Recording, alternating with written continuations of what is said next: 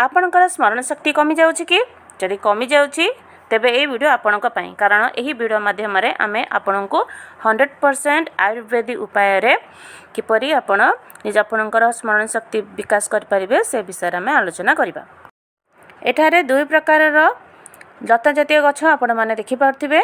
एही दुई प्रकार लता जातीय गछ मध्यरु जे कोनोसी गोटिए गछर पत्र खाई आपणक स्मरण शक्ति रो विकास होई परिबो।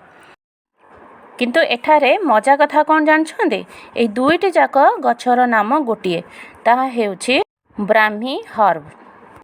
आसंतु एही दुईटी जाक लता जातीय गछ विषय रे आगो डिटेल्स जानिबा।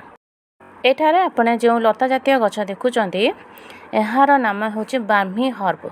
एहाकू आयुर्वेदिक औषध हिसाब रे मध्य यूज करा जाय।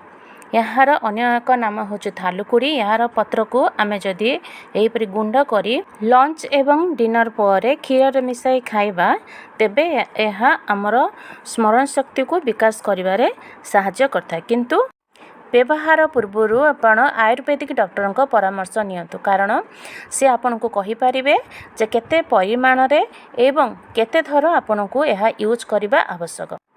यहाँ सहित एही पत्रर टैबलेट मध्य आपण आयुर्वेदिक दुकान रे पाई परिबे।